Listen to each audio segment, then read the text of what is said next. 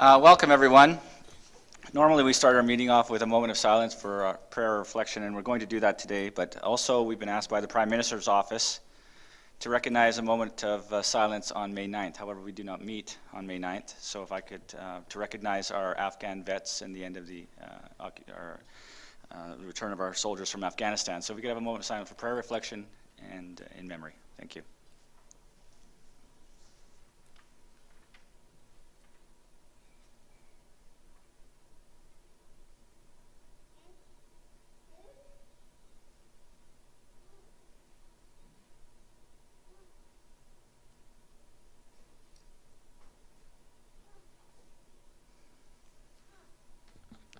Okay, thank you. So first up, we have adoption of the agenda. Any additions, deletions to the agenda? Okay, seeing none, we'll adopt it. Moving on to adoption of the minutes from the last meeting on April 21st, page 3 of your packets. Any errors, omissions in the minutes? Okay, seeing none, we'll adopt them. Okay, so moving on to our presentation tonight. It is the Leaders of Tomorrow, emceed by Leslie Jerry, our Community Inclusion Coordinator. Good evening, Mayor Reimer, Mayor Clugston, City Councillors, and to the family members and supporters of our very special guests this evening, our 2014 Leaders of Tomorrow. My name is Leslie Jerry. I'm the chair of the Leaders of Tomorrow Committee, and it is my great privilege to be here this evening and on behalf of your nominators and references to share how you are making a difference in your communities. Before we get to that, I want to tell you a little bit about Leaders of Tomorrow, and then to introduce our sponsors and our committee members. For the past 19 years, we have been recognizing the contributions of our region's outstanding youth volunteers through the Leaders of Tomorrow Awards. Each year, we ask the community to nominate deserving youth who volunteer in their schools, their communities, and their churches. We ask the nominators to tell us about your volunteer activities. We ask them to give us examples of your dedication to volunteering, how you've demonstrated leadership through volunteering, and how you inspire others to contribute to the community as well. We are fortunate in southeastern Alberta to have 28 youth who met this very stringent criteria. Our sponsors believe so strongly in what you do and are so committed to the Leaders of Tomorrow Awards program that many of them have been with us since the beginning. So our sponsors, thank you. They are River Dental, Sunrise Rotary, My 96, TELUS, Medicine Hat News, the Canadian Paraplegic Association, United Way of Southeastern Alberta, Ebles, Limousines and Event Decor, Canadian Fertilizers, City of Medicine Hat Exhibition and Stampede, and our honorary chairperson, Terry Clark.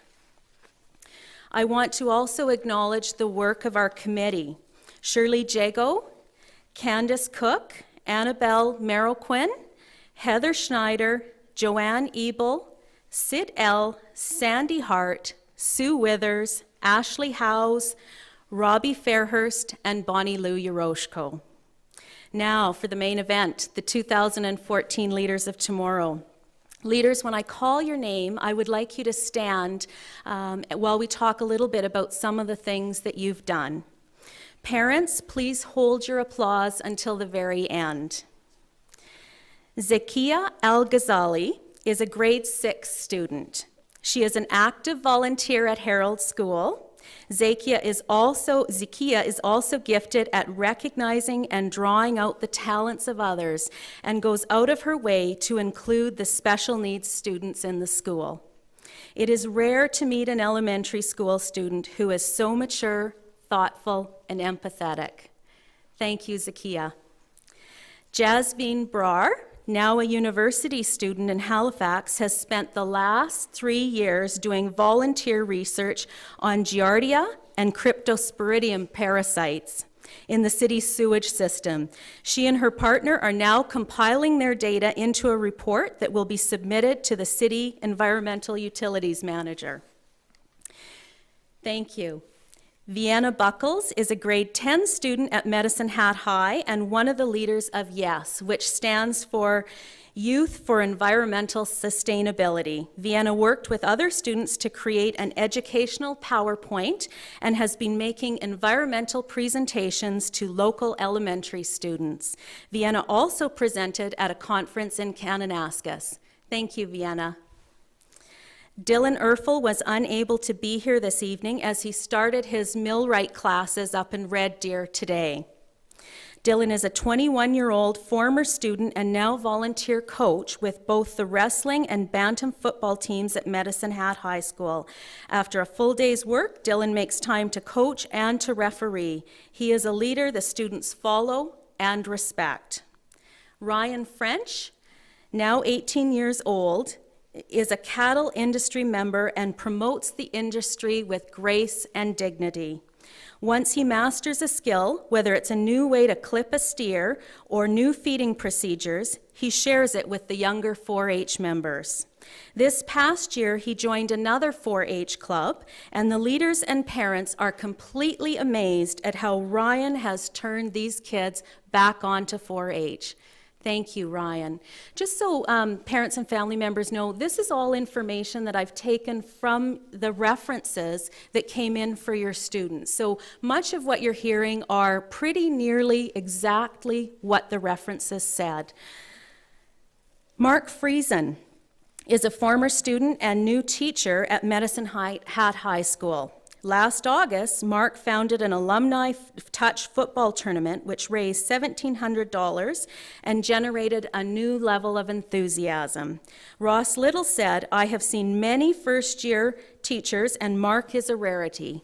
He volunteers so much time and his energy is in fact infectious and impacts the students." Thank you, Mark. Shanae Gackley naturally steps up to the plate with kindness and generosity. She makes sure everyone gets a say and no one is left to feel as though their ideas or opinions are invalid.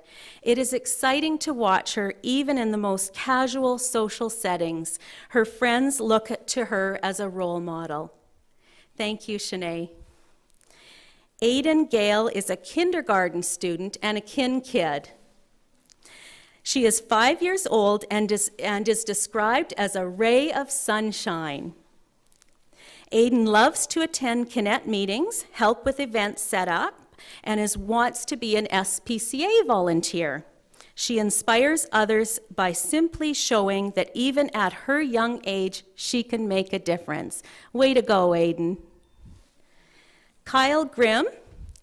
Kyle is a grade 12 student at Eagle Butte. He created a Give It Back Medicine Hat Facebook page and a video in which he pledged to donate 50 cents and half an hour of volunteering to McMahon for every like his video received. He also challenged others to make similar pledges.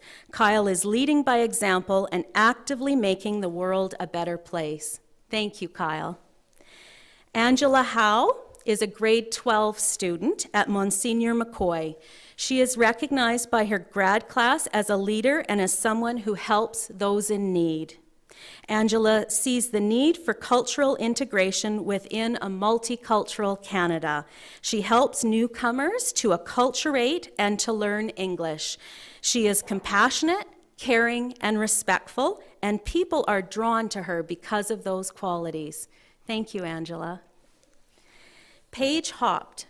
Paige is also in grade 12 at Eagle Butte, and besides her can-do attitude and her impressive 4-H involvement, what really stands out about Paige is how she makes others feel about themselves. One reference talks about Paige's efforts to make a peer feel loved and accepted just when they needed it most. Another told us that Paige is just being herself and doesn't realize the mentoring impact she makes. Thank you, Paige. Dylan Henderson is 8 years old. She is a student at Connaught School, a Kiwanis K kid, and a volunteer for the Multiple Sclerosis Society. Dylan raised $300 in less than an hour for the MS Society.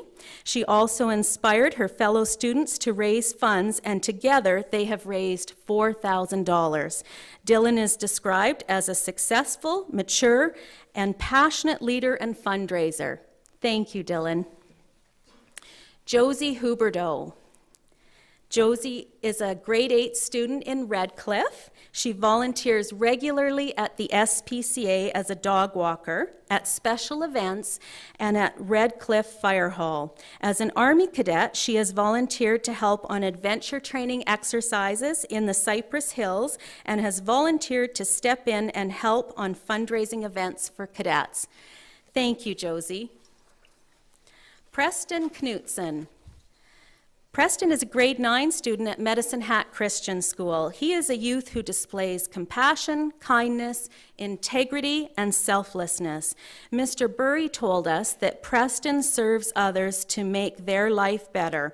He leads by example, and his peers follow him in becoming more involved in making the school a better place to be. Thank you, Preston. Kaylee Letkeman is a grade 12 student and a volunteer at the Medicine Hat Regional Hospital. She has a kind and patient demeanor, which is a great asset as she works with people who are dealing with Alzheimer's disease and dementia. She is very friendly, reliable, dedicated, and mature. Thank you, Kaylee. Brock Lindblad is a grade 9 student in Oyen with great communication skills. He is someone who notices and responds to the needs of others. Brock is a mentor with the Oyen and District Family and Community Support Services Youth Program. Brock knows when to talk, when to crack a joke, and when to just be there. Thanks, Brock. Elise Mastel is a grade 12 student in Bow Island. Elise has held several leadership positions and played a key role in organizing and fundraising events. Mr. Ressler told us Elise's role in these projects cannot be overemphasized. Elise leads by example and is a wonderful role model for other young people to emulate. Thank you, Elise. Jessica Matthews is in grade 9 and an active member of the Medicine Hat Youth Action Society. She is also an active participant and contributes as a co-chair to KAYAK, which stands for the Child and Youth Advisory Council. KAYAK is made up of youth from across the province who provide a youth voice as it relates to provincial child health programs and health services. Thank you, Jessica. Murray Mayer. Murray is a grade 6 student at Medicine Hat Christian School. She volunteers as the basketball team manager on the school's green team and at her church. Murray has a quiet and caring personality and is always there to lend a hand and sets a good example for other youth. Thank you, Murray. Kathleen McCormick is in grade 7 in Medicine Hat and was an altar server at St. Pat's Church. She is passionate about kinsmen and about life. She is energetic and committed. Kathleen has shown leadership in promoting kinsmen to her peers and in organizing activities. Thank you, Kathleen. Aidan McLean is a grade 8 student in Schuler. He can be found at recess helping the younger students or playing road hockey with them. The younger students look up to Aidan as a mentor and a friend. When there is a special event at the school, Aidan is the student they rely on to help MC the event, including when the Minister of Education visited Schuler. Thank you, Aidan.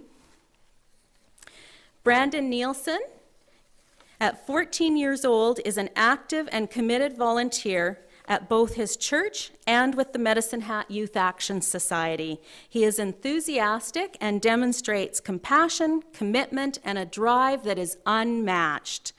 Brandon actively has been a driving force behind several community outreach initiatives. Kyler Picard is a second-year social work student at Medicine Hat College. Even with full-time studies and part-time work, she still finds time to volunteer with the Medicine Hat News Santa Claus Fund, special events, and the Social Work Club. Kyler is a very compassionate, caring, and hard-working person. Thank you, Kyler. Nevin Sarada is a grade 12 student in Bow Island and is preparing the grad slideshow.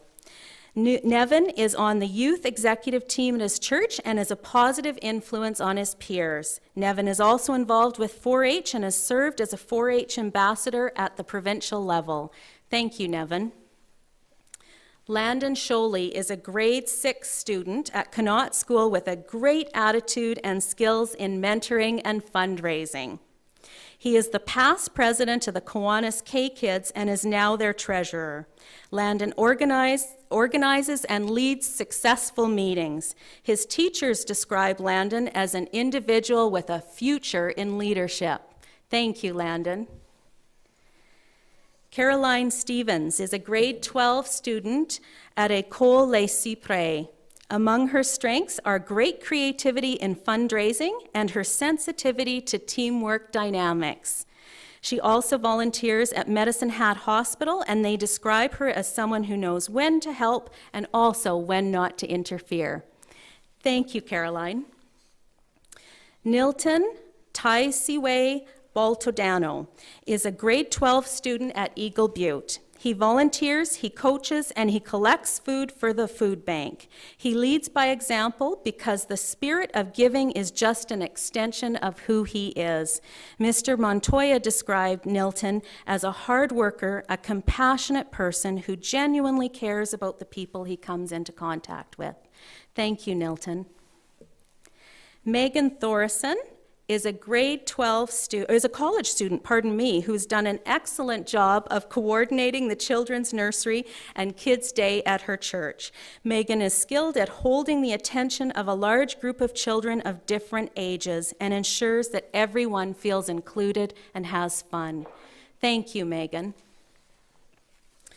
Leaders, you are so very clearly on a path to sit at tables like this, to lead businesses and to lead teams, and most importantly, to continue to be a model of friendship, personal integrity, and citizenship. You inspire us. You give us hope. I'd like to ask the audience to stand and join me in congratulating our 2014 Leaders of Tomorrow.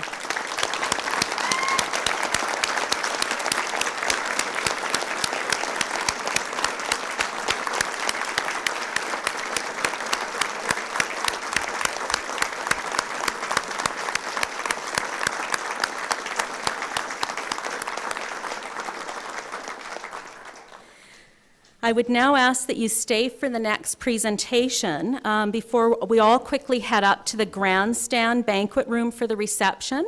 I repeat, the reception has been moved from Higdon Hall to the grandstand banquet room, and if you don't know where that is, please let one of the committee members know and we'll give you a map. Thank you. Thank you, Leslie. So next we'll have His Worship Mayor Reimer. Thank you, Mayor, Your Worship, Mayor Ted Clugston, and City Councilors, ladies and gentlemen, boys and girls.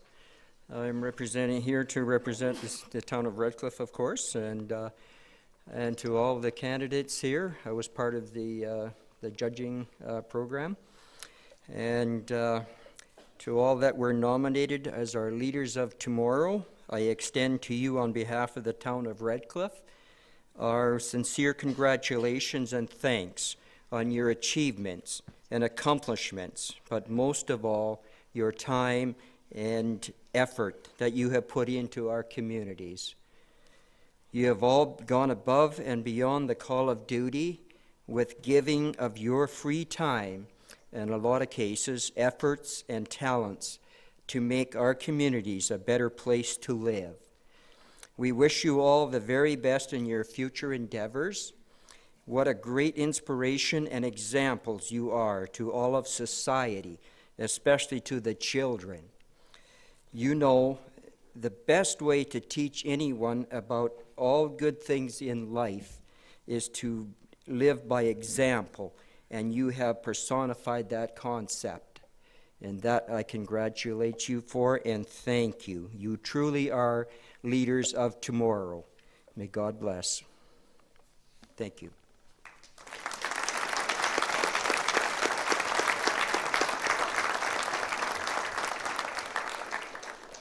Thank you, Mayor Reimer. Next, I'd like to call, we have a surprise presentation, actually. Next, I'd like to call down the president of the Medicine Hat Exhibition and Stampede Board.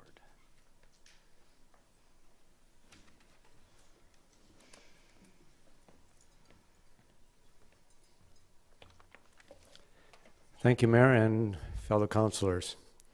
It's my pleasure on behalf of the Medicine Hat Exhibition and Stampede to announce that the 8 Excellence of Award winners will be the honorary parade marshals for this year's Exhibition and Stampede Parade.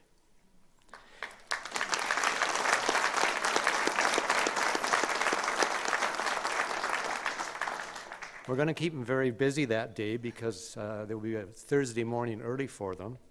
And then after that, they will be the special guest of mine, the President's Luncheon, at noon up at the Stampede grounds. They then will get to go and relax a little bit, and we will have them open the Medicine Hat Exhibition and Stampede Rodeo on Thursday afternoon. So you're going to be very busy. I have to say that the Medicine Hat Exhibition Stampede relies heavily on volunteers. And we have, I think, around about 500 volunteers involved at one time during the Stampede. The leaders of tomorrow remind me that we're in pretty good shape. And I will say one thing, that through my lifetime, I have done a lot of volunteering. And there's nothing better than the gratitude that you receive within yourself. And I wish you all the best, and thank you.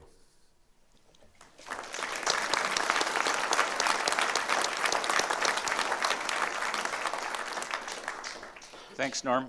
Do we have any comments from the council? Councilperson? Thank you, Worship. You are leaders today, but you can make a direct contribution to the city. All of you students who are in senior high school and even at the college, I'd encourage you to think about joining our Youth Advisory Board. There are going to be places available for that application and for your membership in that particular group as early as June. So please give it some thought.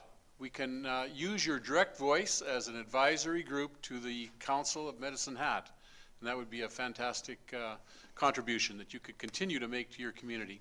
Congratulations to you. You're a wonderful example to our community.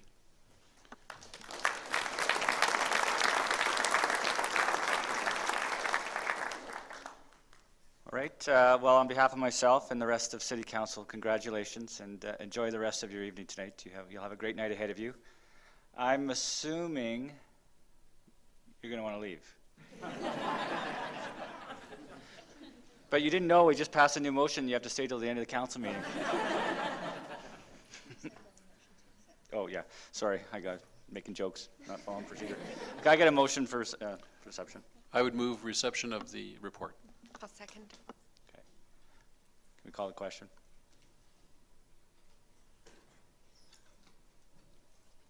And that was unanimous. Thank you. Okay. We'll just take a little break while everybody leaves.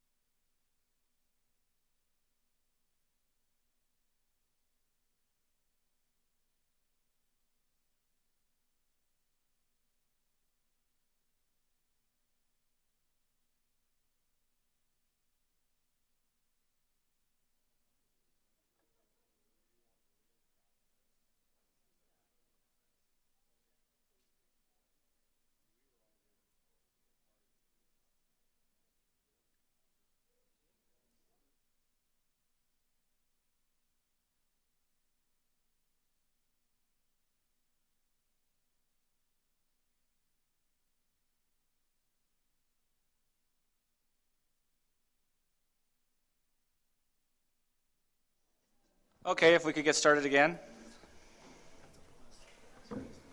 Moving along to our public hearing on page 8 of your packets. This is public hearing for bylaw 4219, a bylaw of the City of Medicine Hat to close a portion of Dominion Street Southeast in Block 20, Plan 481M. This has been advertised and I've received no submissions on this item. If I could get a motion for second reading. I'll move that for second reading.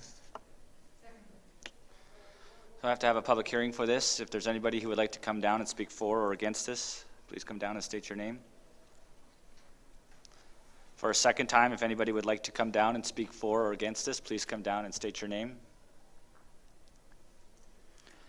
And for a third time, if anybody would like to come down and speak for or against this bylaw, please come down and state your name.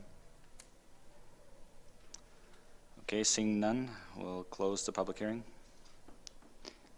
So we're on second reading. Any questions or comments? Councillor Dumanowski. The only comment I'll make is for those who may be looking at this as unusual circumstances. Not. We've done this in other areas of the city over the past few years. In many cases, probably has done us some good because some of the streets you would not even resemble as streets in some cases when we've added them or had property owners acquire them as part of theirs. So, and this is fits into that same kind of mold, and so I'm in full support of this. Councillor Varga. Can I, through the chair, can I just ask a couple questions? Was this land flooded at all, or is it in the flood zone or the flood fringe or any of that? This land that this we're talking about here? Would you know? Through the chair to Councillor Varga, I don't know. It's certainly in the flood fringe, but what we have done is make sure that there's enough land in front of it to build the requisite berms, and we've put this through municipal works, and they've commented back and said this is fine. We'll be able to align the berms on the environmental reserve that is being kept in front on the river front of this property. So it doesn't cause any concerns for the future flood mitigation efforts. Okay, that was my only question. Thank you. Okay, any other? Seeing none, let's call the question. That was unanimous, thank you. Your worship, at this time, I'd ask for third reading and ask that the motion be passed. Any questions or comments on third reading? Okay, seeing none, we'll call the question. And that was unanimous, thank you. Our first report is on page 17. It's the Administrative Committee meeting of April 23rd, and this report's for information. I'll move the report for information as indicated. Any comments? Councillor McIntosh. Through his worship to Commissioner Schwarzenberger, I apologize if I said that incorrectly. Regarding the downtown lighting, it looks to me like the lighting is going to be replaced, but then there's a future project regarding changing or coming back to refurbish the poles. How come that the projects were separated? Excuse me, that particular item was pulled from the document to allow for us to reconsider the cost implications, but it's our evaluation that with the remaining appropriation, the $374,000, we can complete that work without going through this provider. So we can manage it through other sources. Okay, so I guess my question is, with the concerns that some of the stakeholders had downtown with last year's construction project, there's been some concerns this raised with me in terms of where the setup is going to be for the lighting upgrade this summer, and then that would mean a future continuation of construction in some way, shape, or form downtown, impacting businesses. So I'm just looking for some clarification on that. Through the chair, it's our intent that we would be doing that work in tandem with this LED project. So there shouldn't be an extension of the timeline. Okay, Councillor Dumanowski. Well, your worship, my question is regarding the same line item, because in the notes it does talk about the cost going for design, construction management, conversion, then the new LED lamp fixtures. with any remaining appropriation going for pole painting and then festive lighting. And I know this council has discussed the festive lighting component. We were very proud of the festive lighting that we've in past terms put throughout the community, and we're hoping to grow that, quite frankly. But specific to downtown, one of the things I heard is council's rep on CCDA, and I know the previous council heard, is a desire for festive lighting in the downtown core. And I know there's a commitment by this council to see that happen for this coming season, if you will. And so I'm wondering, with the wording being, if there's funding remaining, we would acquire those lights and do that. I guess the question is, do we have the right timing in place to do that? When will we know, so that we can give the appropriate answers to our downtown folks? Through the chair, a similar question came up at the last council meeting, and I should have been a little bit more clear that the intent is and the commitment is that we will have the festive lighting in place by the end of the year in time for the season. Thank you. Okay, any other questions? Okay, we can vote.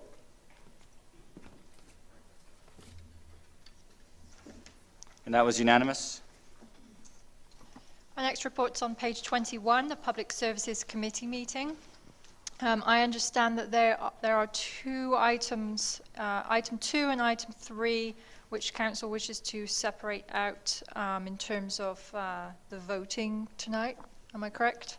And so you would vote on 3 and 4? No. No, 2 and 3.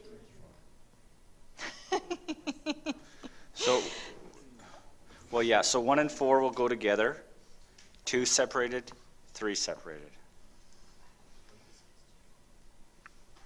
Okay? 2, 3, and 4. No, 1 and 4 are together, 2 is separate, and 3 is separate. So I suggest you vote on item number 2 first, and then item number 3, and then items 1 and 4. So, okay, so if we're going to do item number 2 first, can I get a motion to separate Yeah, those out? I'll move these all separately, I guess, as they come up. So I'll move Okay. item number 2, did you say? Yeah. For adoption. Second? Separate from the other 3. Okay, so I am going to recuse myself on this one because I am a board member of one of the recipients of the MSI funding. So, so first we'll have a vote to separate right. them, and then you'll vote on them. Good point. Can I call a question on separating out item number 2?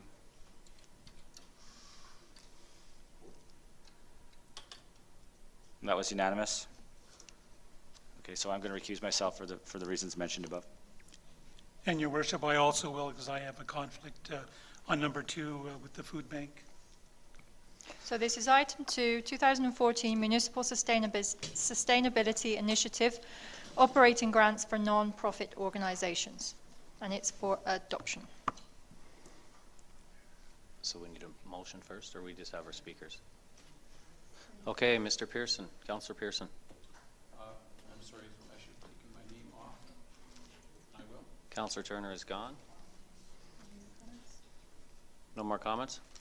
Do we have a mover and a second? We need to do that. So could I get a motion to Okay. accept? Item 2. I will move adoption of item 2. I will second. And call question? But I'd just like to speak sorry. very briefly to it, if I could, very briefly. What you see here is our Municipal Sustainability Initiative operating grants for nonprofit organizations. And I just wanted everyone to hear that there were 51 applications received with a total request of a little more than $650,000. And we have $104,000 to give, so it gives you an idea of the scope and the breadth of the work that is done in this community by the great work that is done in this community by nonprofit organizations, and how hard it is to go through those with that amount being requested and narrow it down to the $104,000. So that, and just a little bit of a heads up that we are almost at the end of this window of opportunity. In 2015, we will not have it any longer. So I urge you to support these. The committee has done a wonderful job of vetting them and putting them through the hoops in terms of the criteria they looked at. Councillor Varga? I guess through the chair to Julie, you answered my question. So there's going to be no more funding after this 2014 for this kind of thing, when we've got all these groups that are looking for money? So where do we go from here? And is there any answers to that, or what do we do from here on in then if there is no money left and the people need $650,000 for their operating? So where do we go? Well, if I could, through the chair, and I think I'll ask for some additional input from our CAO, our Commissioner of Public Services, but I recall clearly when we got this MSI funding and how hard we had to fight to even get that amount put aside for nonprofit organizations. It's going to be very difficult, Councillor Varga, and if we have an opportunity to advocate for another pot, I'll be the first one there, because it's a very small amount of money to support the kind of community outcomes that come from this amount. So no easy answer, but it is something that we need to be aware of, and I think there is one more year after this one, but we need to be aware of that and be helping to find, or 2 more years? Yeah, before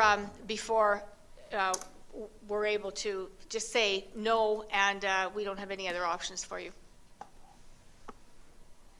Any other speakers? Call the question.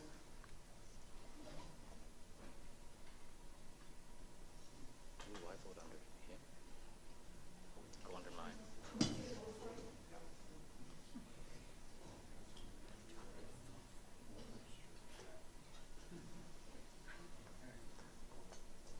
That's unanimous, thank you. Thank you. So that's item number 2 adopted. We'll just bring back our recusers.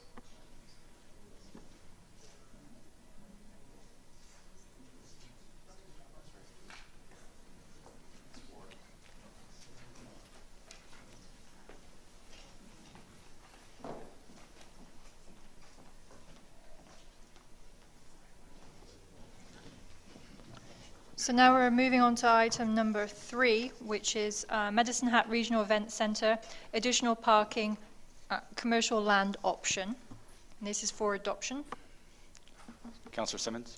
I will need to make or declare pecuniary interest in this matter due to the fact that my father is a part owner in Box Springs Business Park. Thank you. Now, we got a motion to separate out 2, but now we need a motion to separate out 3. So moved. Okay. If I could call the question on separating out item 3. She does have to vote. Councillor Simmons? Councillor Simmons?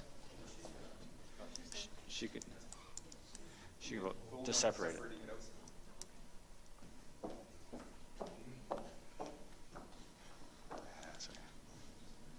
Okay.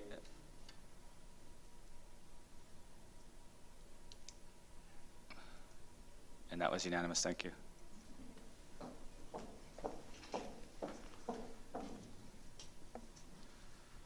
Councillor Pearson? Thank you, Worship.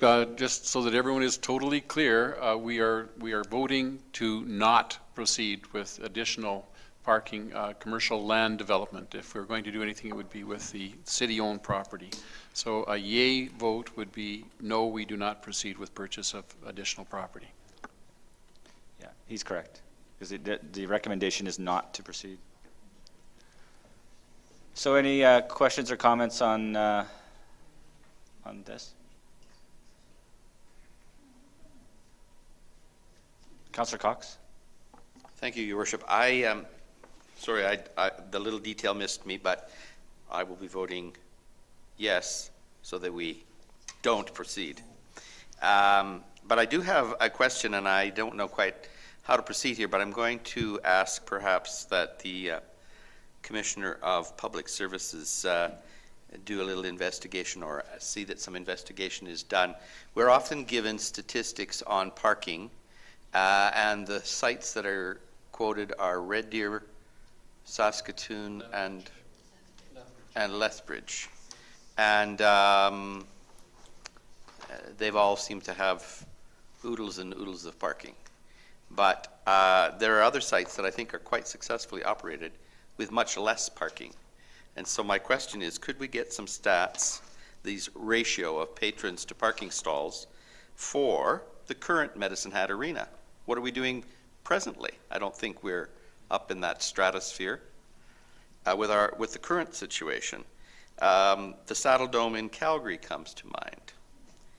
The St. John's, Newfoundland Mile 1 Center, right downtown, very popular, well-used place. I remember touring it with council when we were there a number of years ago. I'd like to see the stats on that one. And the other one that I also was very impressed with when we toured the facility back on my past tenure on council was the Everett Comcast Arena. So I'd like to know the stats on that one. As my recollection was, there was no parking for that one at all. They relied strictly on parking provided by the private sector. And then, and then Victoria, Save on Foods, which is also a downtown location. So if I could get that information, I'd appreciate it. Thank you. So, Councillor Cox, did you want to table this until you get that information? No, I'm prepared to vote. Okay. On this today, but I would like to see that for future references. Okay. Any other comments? Councillor Varga? I guess I'm looking at this in a different way. I guess we got some work to do ahead of us then if we're going to get transit and buses and people on board to travel out there in some way. So I think we got some work ahead of us to go forward with this. If we do have lots of people that go out to this rink or this arena, the event center, I shouldn't call it a rink, an event center in the future. Because the people of Medicine Hat want to park there. They want to walk up to the door and go into the door and be as close as they can to that rink. They want to drive their own cars. So when we hear that it's 4.5 to 1, I don't think I've seen very many people that drive to the Tigers game or to any event with 4.5 people in their car or 5 people at that to get to the Tigers game. So I'm a little concerned with it, where we're going in the future, and I hope that we can set up a bunch of stuff within the city that the buses go out there, the transit goes out there, and people have easy access to try and get out there where it's not going to cost them a whole bunch. So unfortunately, I think we might run into some troubles down the road, especially when we're going to open in 15 months. In the August, when the first game is going to be very important, and I just don't think we're going to have enough parking down there. So I'll be voting the other way. CAO, Hegland? Just to clarify, we certainly can't answer through the chair to the councillors, both Varga and Cox.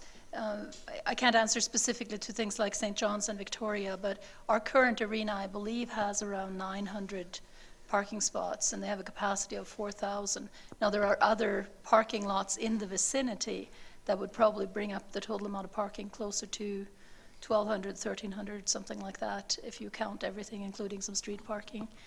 So we will be adding more parking than the current arena has, but of course we've also got now an event center with greater capacity.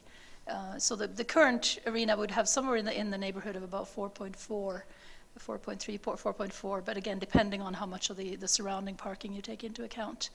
But we can look into those additional places if you like. The research that we have, as indicated in the minutes here, say that other arenas are in that neighborhood of 3.5 to 4, 4.5, depending on location for their ratio of patrons per parking spot. Okay, any other comments? We are voting on number 3, the private land, okay, not the gas well site. Okay, I don't see any other comments. It was me that was pushing for this, sorry, and I've been very open with the media that the reason we put this out in Box Springs was that we were going to have parking, but I understand that the will of council isn't ready for this one yet. So if we could call the question.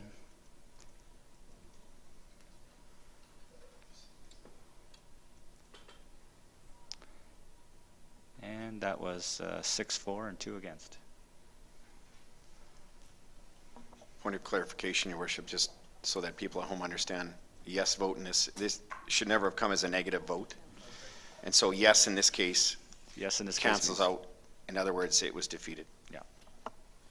The recommendation was not to proceed, and council supported that.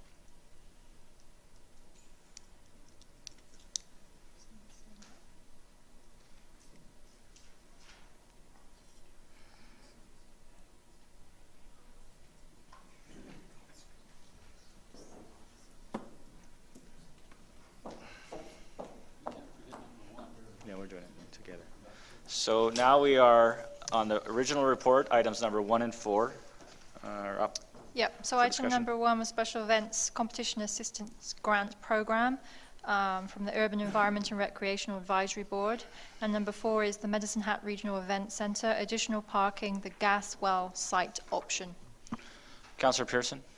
Yes, Your Worship, I'd like to see item 4 removed from discussion and voted on separately from number 1. Can I get a seconder? Okay. Let's vote on that now.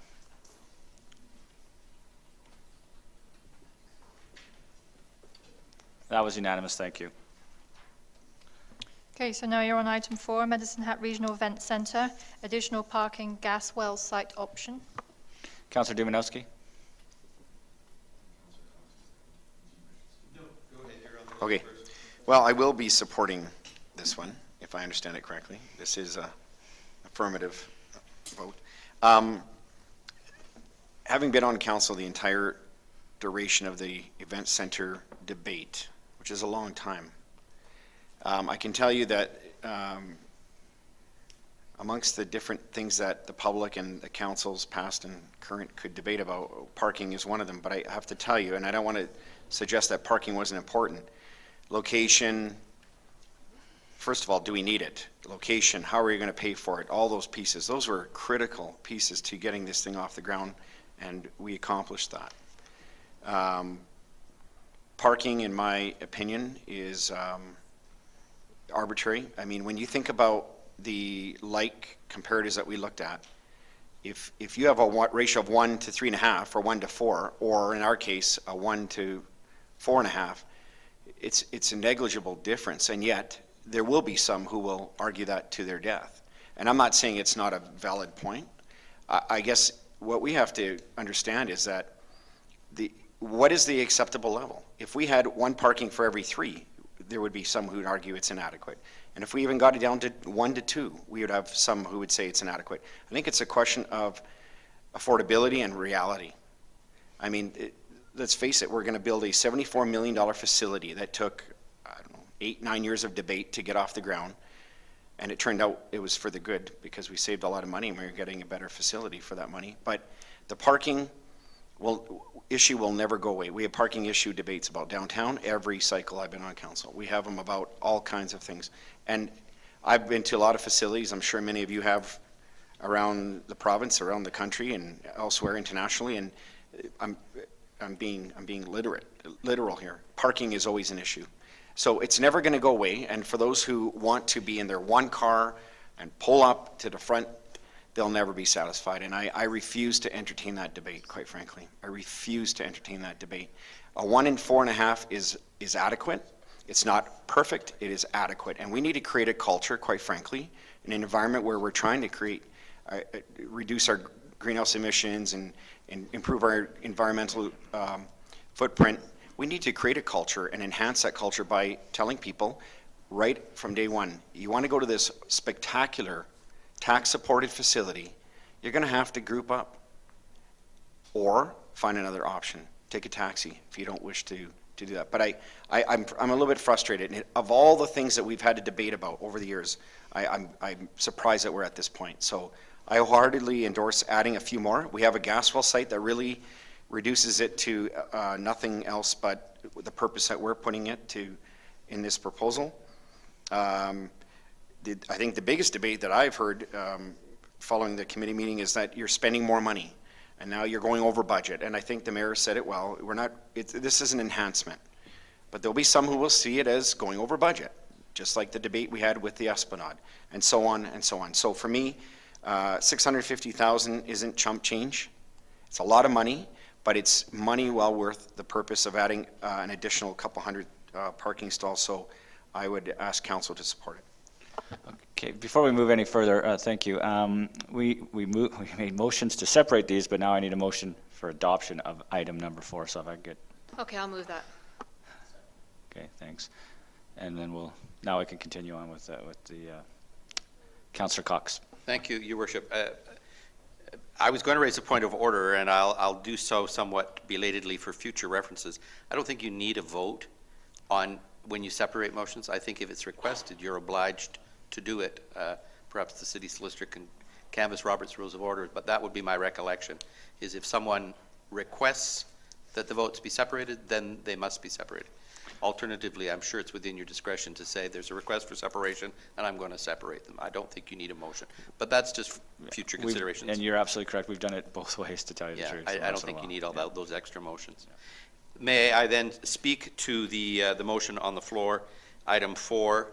I will be supporting this, primarily because there's not much else we can do with that oil well site. It does increase the parking somewhat marginally, but it provides some extra stalls. I concur in the remarks made by my colleague, Councillor Dumanowski, with respect to the adequacies of what are there. I think there's lots of opportunity to consider options in the future if the parking proves to be inadequate. But the ratio as provided meets the requirements of our bylaw, and I would be interested in seeing the statistics on some of these other centers, because I think it will help us to inform the debate and discuss this issue with the citizens of Medicine Hat. But I think there's going to be lots of parking there, and we need to find innovative ways to reduce the surface coverage of asphalt and the use of gasoline, and yet still get people inside the facility. Thank you. Councillor Pearson. Thank you, Worship.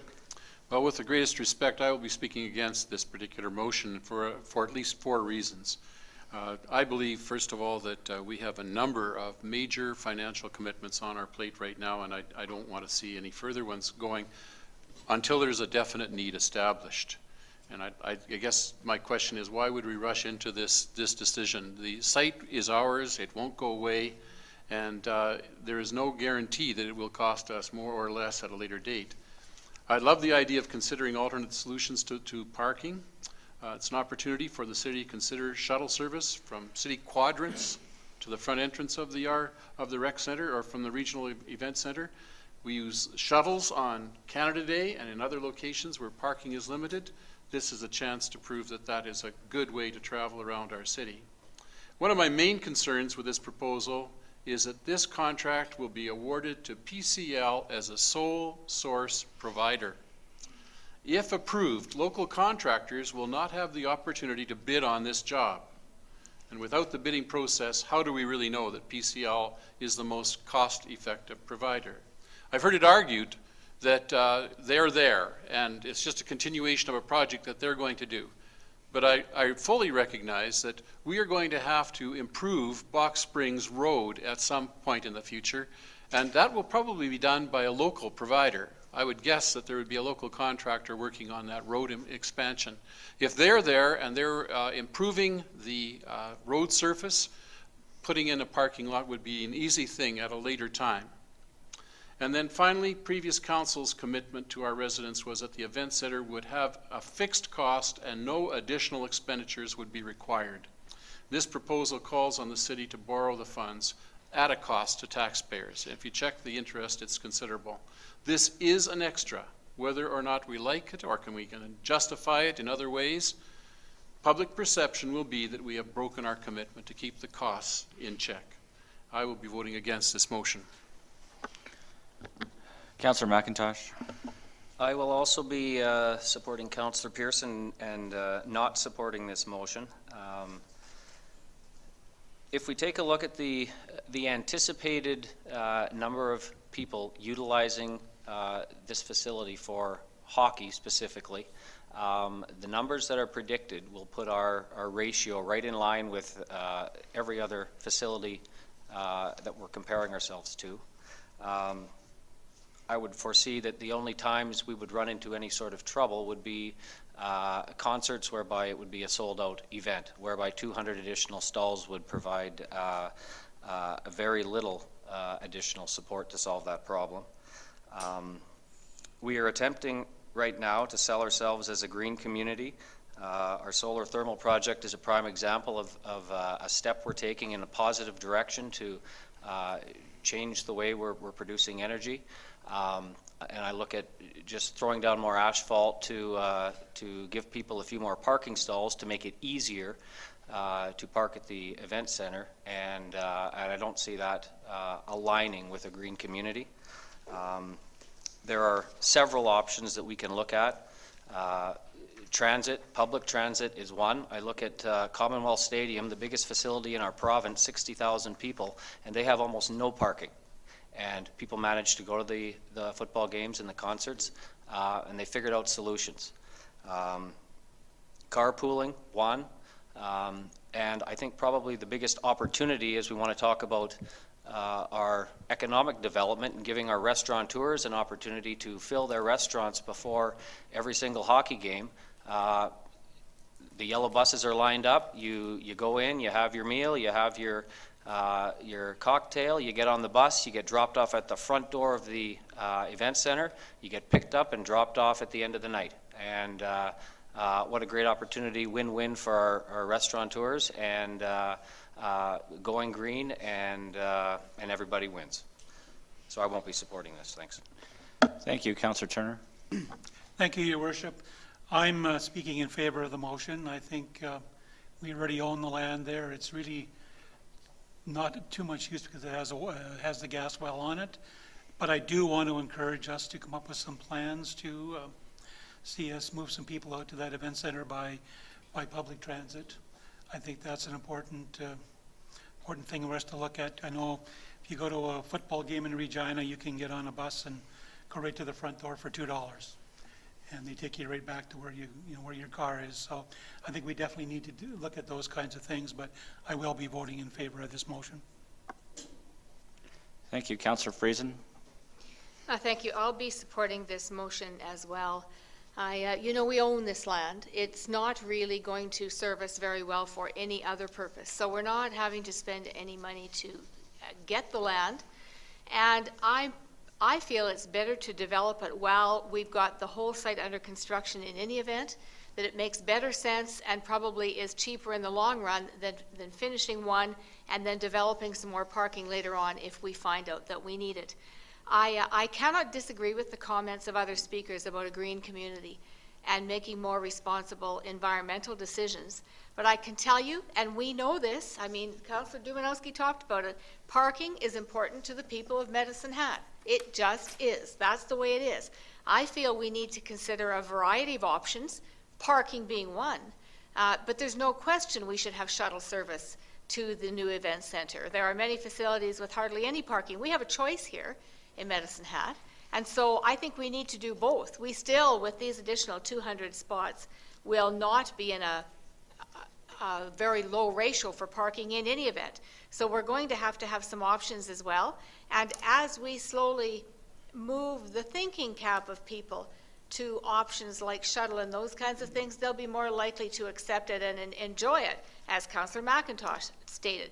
However, the decision before us tonight is for a couple of hundred additional spots, which will help on a piece of land that we already own at a cost that is not insubstantial, but it is achievable during the construction time that we're already experiencing. So I'm going to support it, but I'm also going to support some more creative options for the rest of the travel plans of our patrons who will be going there. Councillor Cox. I'll be brief because I'm speaking a second time, but my fellow councillors Pearson and McIntosh have persuaded me to join them in opposing this. We own the land. It's not going anywhere. We can always pave it if it proves to be necessary. I think we're in too big a hurry to spend money to solve a problem that actually hasn't manifested itself yet. Don't see that too often. Very persuasive, you two. I just have one question. I'm going to go back to the funding. I should have asked this at admin, but there's a transfer from $650,000 from the Community Capital Reserve to the Infrastructure Reserve, yet it is a loan that is a repayable loan to infrastructure. Can you explain me that financing model? Sure, Your Worship. The Infrastructure Reserve is a revolving fund.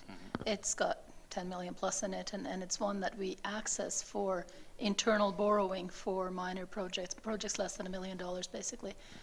It gets topped up with surplus at year end or sometimes transfer from other reserves.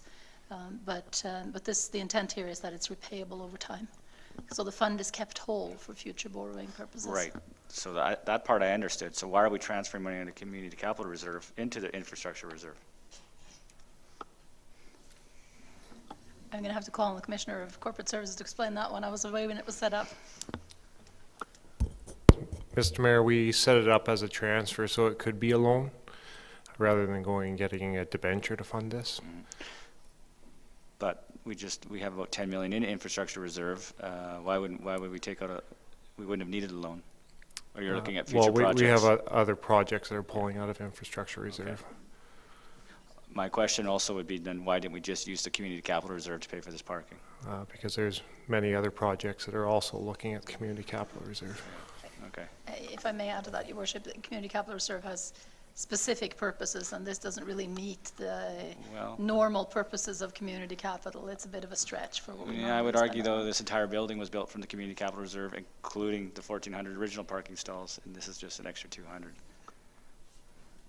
Comes to the same thing in the end, I guess. Yeah, okay. All right. You want to say something? Well, if I could, I appreciate what you're saying, but if we're taking money from community capital, putting it into infrastructure, and then charging ourselves interest to repay it, then if we just took it from community capital, then we wouldn't be charging ourselves interest. So there is a difference. Where it's actually costing us more than $650,000. It's $650,000 plus whatever interest and other costs associated by moving from one fund to the other, which is a paper entry. So if we can't afford it out of community capital, we need to hear that. But if community capital can afford to transfer to infrastructure, then really we're just charging ourselves money to do it that we wouldn't have to, I think is what you're getting at. And I was wondering the same thing. Councillor Cox? I was going to suggest that I'm going to move that we table this so that you can get an answer to this and see if there's a funding option. So that my motion is to table this to this decision item to a later meeting. I second. Okay, so we have a tabling motion, so if we could just vote. I'm calling the question. Do you need a date specific, Your Worship, or let's just say 2 weeks. 2 weeks? Or, yeah, 22nd. Does it need to come back through public services for consideration? Or? I don't think so. Okay.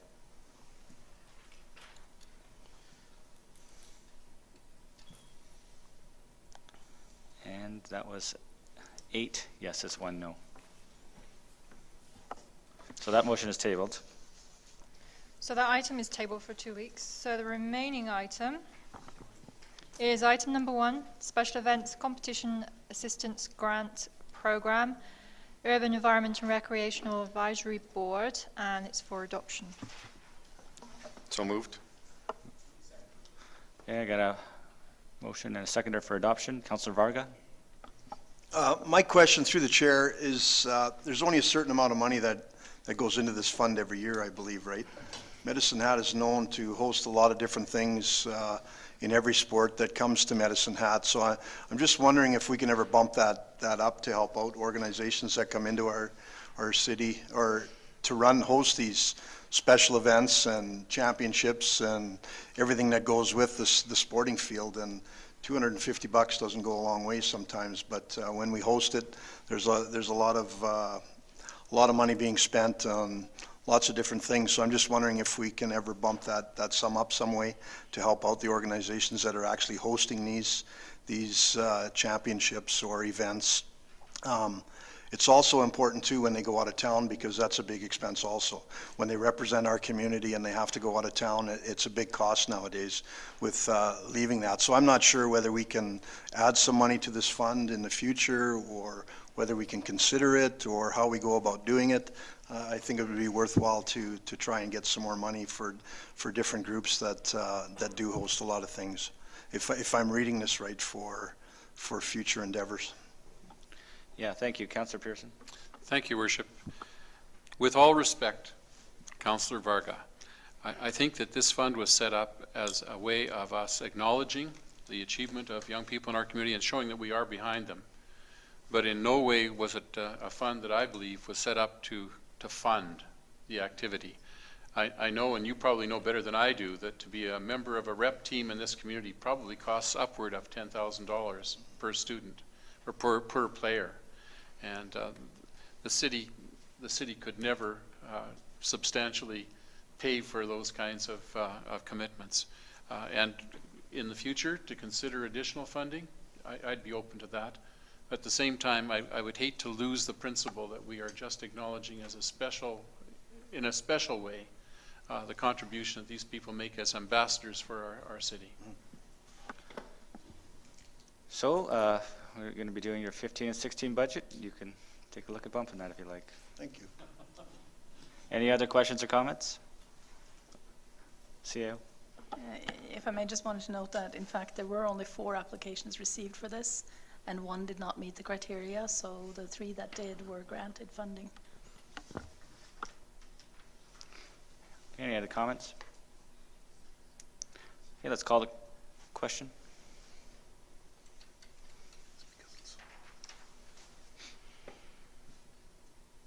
Come on, Julie. She's having a tough time tonight. That was unanimous, thank you.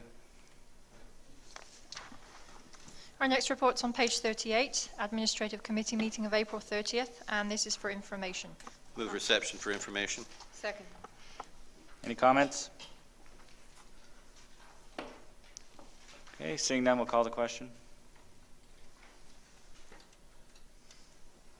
It was unanimous, thank you.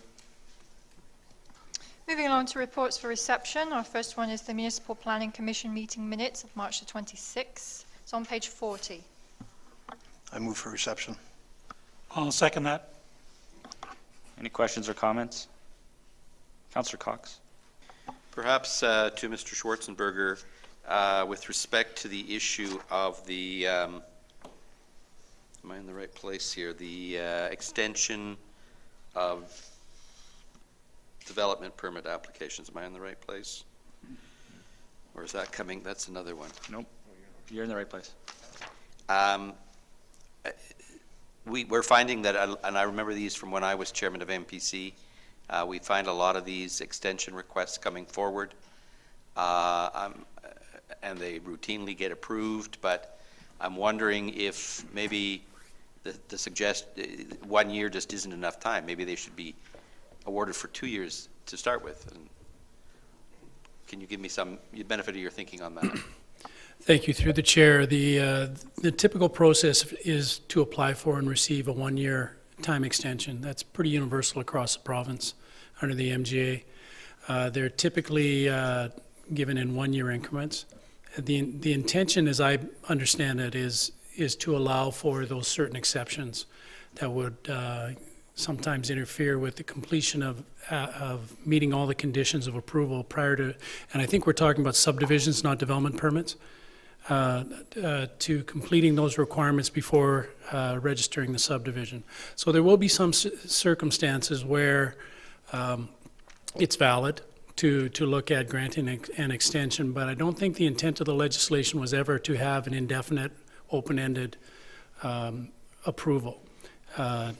Legislation moves on, the conditions in the community move on, costs of infrastructure, costs of or standards in other ways, policy documents change in terms of their direction, which can result in a subdivision that's been approved and extended, granted multiple extensions, being out of sync with the current approach to a community. So there is a window where it makes sense to grant approvals, in my opinion, but it wouldn't be indefinite. And that was the genesis of the recommendation, to look at criteria that could be objective and applied to all situations where you're looking at applications to extend an approval. Just a supplementary, if I may, Your Worship. Are there situations where people are actually meeting the 1-year timeline? Like, it seems that almost, my reading of this is that it's so routine that they come for a 1-year extension. Are there people that are actually meeting the 1-year initial timeline? Through the chair, yes, sir. Any other questions? I just had one as well. I'm looking at the building permit numbers, and they're astronomical. 71 million year-to-date versus 10 last year. The outliers in February are two large commercial and one large institutional. Are you at liberty to say what those are? 39 million commercial and 18 million institutional? It's hospital stuff again? I believe the large commercial was the event center. Okay. And the institutional will probably be the hospital. Just more permits. I believe so. Okay. Any other questions or comments? Okay, we'll call it.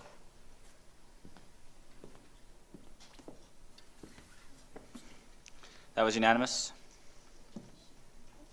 The next report's on page 50, draft minutes of the Medicine Hat Police Commission of April 17th, 2014, and the police chief's reports. I'll move that report for reception. Any questions, comments? Councillor Pearson? Thank you, Worship. I'm impressed by the extensive training programs that this report tells us about. It's impressive that police are involved in so many and varied kinds of training opportunities. But I have a question for, through the chair to Councillor Dumanowski. And it has to do with public safety and with safety itself for our officers. Does the police service have its own safety inspector?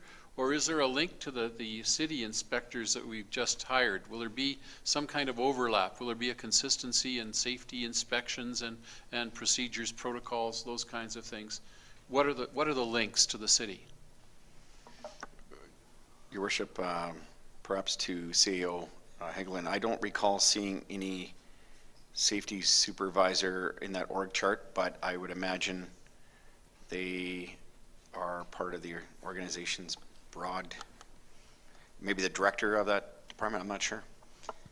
Through the chair, the police is run quite separately administratively, and they do not receive any of those kinds of services from the municipal side.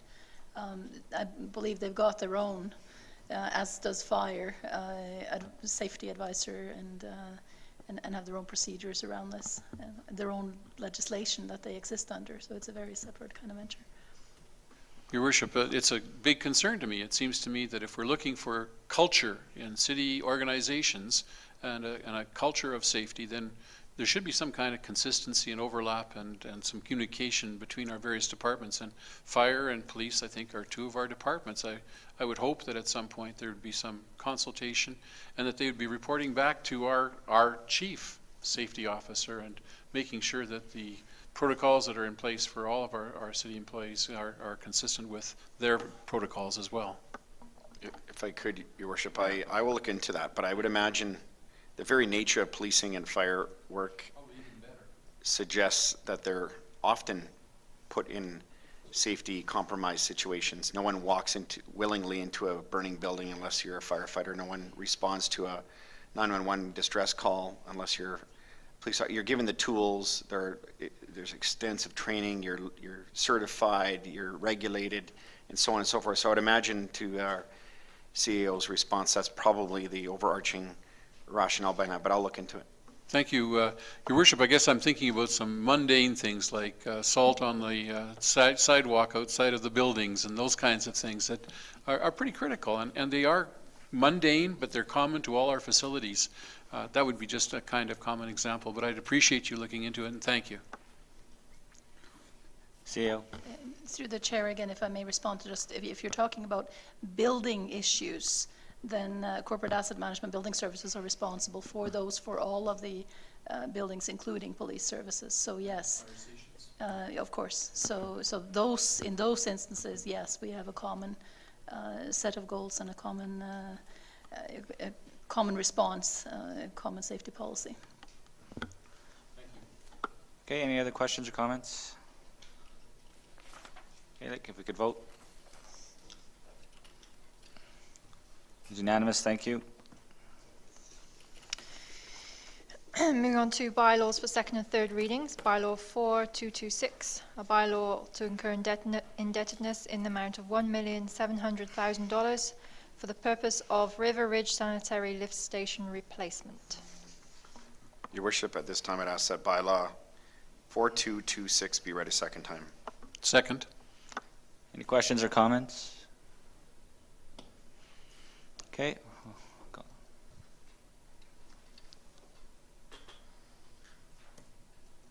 That was unanimous.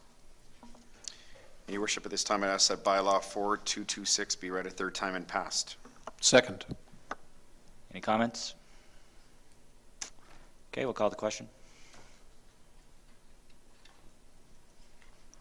And that was unanimous. Thank you. I received no notices of motion, so I think we're adjourned. We're adjourned.